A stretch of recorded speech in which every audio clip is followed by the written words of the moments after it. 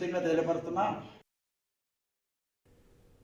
మద్యం తాగొద్దని ప్రభుత్వం చెప్పదు, కానీ తాగితే మర్యాదగా ఉండాలని మాత్రం సమాజం ఆశిస్తుంది. అయితే నల్గొండ జిల్లా నకిరేకల్లో కొందరు మందుబాబులు మాత్రం మర్యాద అనే పదాన్ని డిక్షనరీలోంచి డిలీట్ చేసినట్టున్నారు.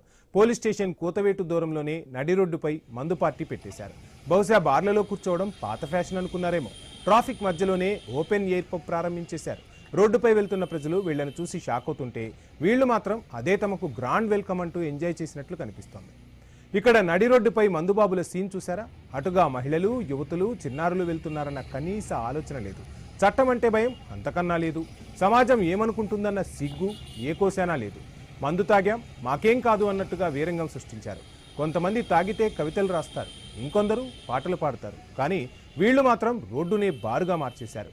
బహుశా స్మార్ట్ సిటీ అంటే ఇదేనని కొత్త నిర్వచనం చెబుతున్నారేమో ఈ మందుబాబులు.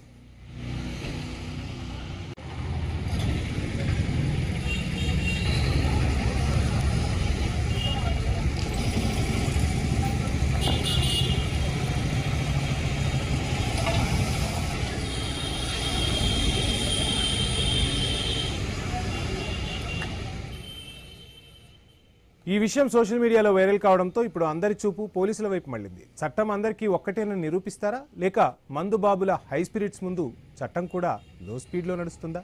నకిరేకల్ ప్రజలు మాత్రం ఒక్కటే అంటున్నారు. రోడ్డుపై ట్రాఫిక్ నిబంధనలు ఉల్లంఘిస్తే ఫైన్ వేస్తారు, మరి రోడ్డునే బారుగా మార్చేస్తే ఏం చేస్తారు సార్?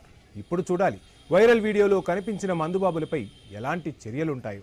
రాజకీయ ఒత్తిళ్లతో లైట్ తీసుకుంటారో ఏమవుతుందో చూడాలి. మరి